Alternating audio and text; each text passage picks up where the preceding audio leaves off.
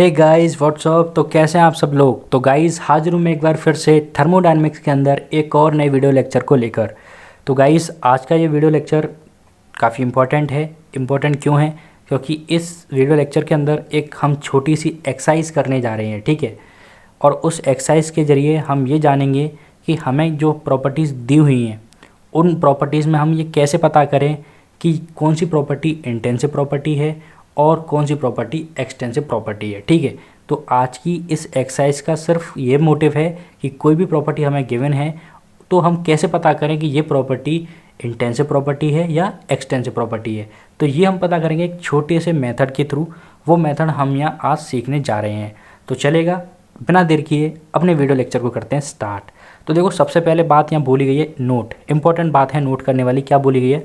While deciding the type of property we should not change the system under consideration. कहने का मतलब ये है कि जब भी हम डिसाइड करने जाएं प्रॉपर्टी का टाइप, मतलब कि कोई भी गिवन है हमें कोई प्रॉपर्टी और हमें बताना हो कि वो प्रॉपर्टी इंटेंसिव है या एक्सटेंसिव, जब भी हम ये करने जाएं बताने जाएं we should not change the system under consideration. तो हम उस सिस्टम को चेंज नहीं करेंगे जिस पर हमारी स्टडी चल रही है, फोकस्ड है, कंसंट्रेटेड है। आई रिपीट, जब भी हमें कोई प्रॉपर्टी गिवन है और हमें ये बताना है कि वो जो प्रॉपर्टी है वो इंटेंसिव है या एक्सटेंसिव, तो ये बताने के लिए हम उस सिस्टम को चेंज नहीं करेंगे जिस सिस्टम पर हमारी स्टडी चल रही है, फोकस्ड है या कंसंट्रेटेड है, ठीक है। वो सिस्टम वो ही रहेगा। ऐसा नहीं है कि आप प्रॉपर्टी बताने जा रहे हो तो सिस्टम आपने बदल दिया, ऐसा नहीं होगा। सिस्टम के संग कोई छिड़खानी नहीं होगी। तो ये बोला है नोट में। तो आई होप ये बात आपको क्लियर हुई होगी।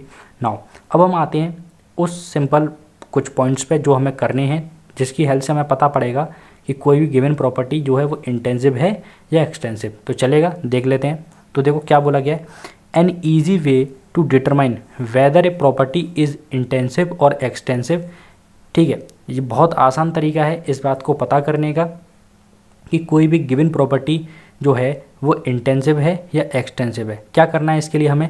Is to divide the system into two equal parts, ठीक है। इसके लिए हमें क्या करना है, जो भी हमारे पास सिस्टम है जिस पर हमारी स्टडी चल रही है, फोकस्ड है या कंसंट्रेटेड है, उस सिस्टम को दो बराबर बराबर हिस्सों में बांटना है। क्या करना है? डिवाइड करना है। जो भी हमारे पास सिस्टम है, जो गिवन सिस्टम है, ठीक है, वो प्रॉपर्टी पता करने के लिए कि वो प्रॉपर्टी जो है वो इंटेंसिव है या एक्सटेंसिव, जो गिवन सिस्टम है उसे हमें दो इक्वल पार्ट्स में डिवाइड करना है विद एन इमेजिनरी पार्टीशन। ये हम कर सकते हैं कोई भी इमेजिनरी पार्टीशन बनाकर, ठीक है। जैसा कि मैंने यहाँ पे फिगर में दिखाया भी हुआ है, लिखा है ना मैंने एज शोन इन फिगर। तो देखो ये फिगर में दिखाया हुआ है, ये एक सिस्टम है, ठीक है। और इसी सिस्टम को मैंने एक इमेजिनरी पार्टीशन से दो भागों में बांट दिया। ये दोनों इक्वल पार्ट्स हैं, ठीक है। ओके, नाउ आगे देखो क्या लिखा हुआ है, each part will have the same value of the property in case it is intensive but half the value in case it is extensive. बहुत ही सिंपल बात यहाँ बोली गई है। जब हम दो इक्वल पार्ट्स में बांट देंगे तब हम इस एक हर पार्ट में प्रॉपर्टी को चेक करेंगे। फॉर एग्जांपल जैसे कि मेरे पास एक ये सिस्टम था, ठीक है। तो इसमें मास था, वॉल्यूम था, टेम्परेचर था, आपका प्रेशर था, डेंसिटी थी, ठीक है। ये इसकी कुछ प्रॉपर्टीज़ थी। अब मैंने सिस्टम को डिवाइड कर दिया दो इक्वल पार्ट्स में एक इमेजिनरी लाइन के थ्रू। तो ये मेरे एक इमेजिनरी पार्टीशन है, इमेजिनरी लाइन है, जिसके थ्रू मैंने अपने सिस्टम को दो इक्वल पार्ट्स में बांटा है। अब मैंने क्या किया, इन्हीं प्रॉपर्टी को फिर से चेक किया। तो मैंने देखा जो मेरा मास था, देखो वो इस वाले पार्ट का हो गया m/2, यानी मास डिवाइड हो गया y2 से। ऐसे ही इसमें भी मास डिवाइड हो गया y2 से। फिर मैंने चेक किया वॉल्यूम को, तो मेरा जो वॉल्यूम है वो भी इस वाले पार्ट का हो गया by2, इस वाले पार्ट का भी हो गया by2, जब मैंने डिवाइड किया, ठीक है। वहीं फिर मैंने चेक किया टेम्परेचर को, तो टेम्परेचर जो है वो इस पार्टीशन करने के बाद इस वाले पार्ट का भी T रहा, इसका भी T रहा, ठीक है। वहीं मैंने चेक किया प्रेशर को, तो प्रेशर भी इस वाले पार्ट का P रहा, इस वाले पार्ट का भी P रहा। वहीं मैंने चेक किया डेंसिटी को, तो डेंसिटी इस वाले पार्ट की भी रो रही और इस वाले पार्ट की भी रो रही। यानी कि जब मैंने सिस्टम को दो भागों में बांट दिया तो जो मेरा टेम्परेचर था, प्रेशर था, डेंसिटी थी, वो तब भी वही की वही रही, ठीक है। मतलब कि सेम रही, मतलब कि दोनों पार्टों में वो उसका कोई डिवीज़न नहीं हुआ, मतलब जो पहले था वैसा ही अब है। लेकिन वहीं पर मैं बात करूँ मास की और वॉल्यूम की, वो मेरे by2 हो गए, मतलब पहले थे m और v, अब हो गए वो m/2 और v/2, यानी कि उनकी जो वैल्यू है वो हाफ हो गई है।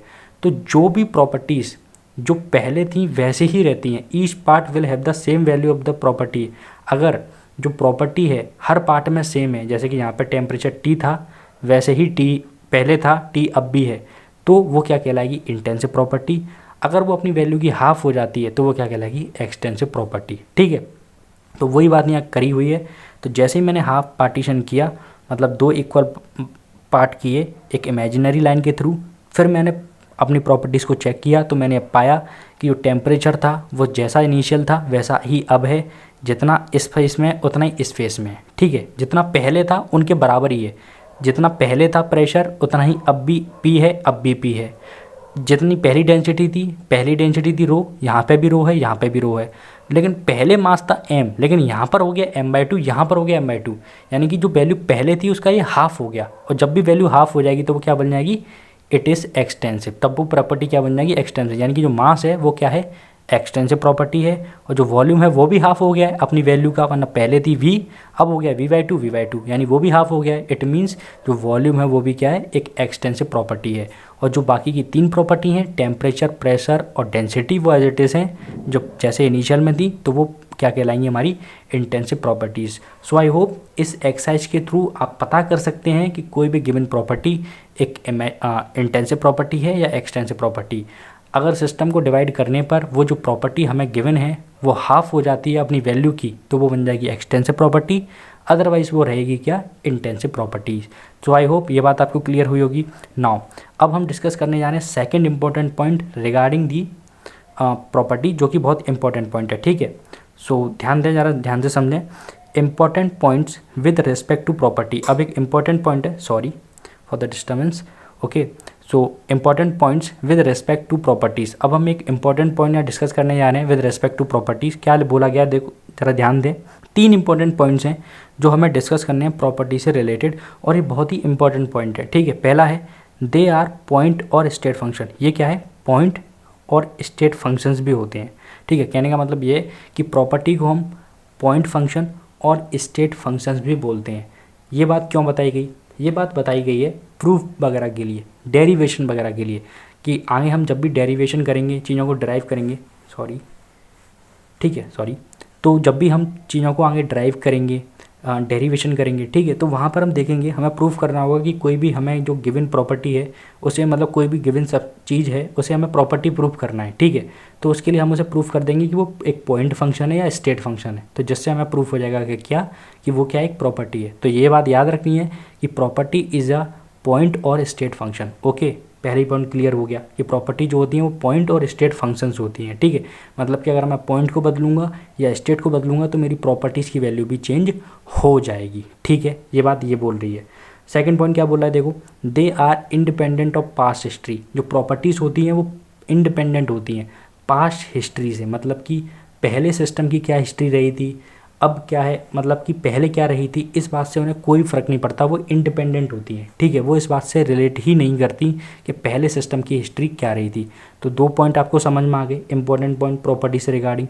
थर्ड पॉइंट क्या है, दे आर एग्जैक्ट डिफरेंशियल। जो प्रॉपर्टीज़ होती हैं वो हमारी एग्जैक्ट डिफरेंशियल की कंडीशन को सेटिस्फाई करती हैं।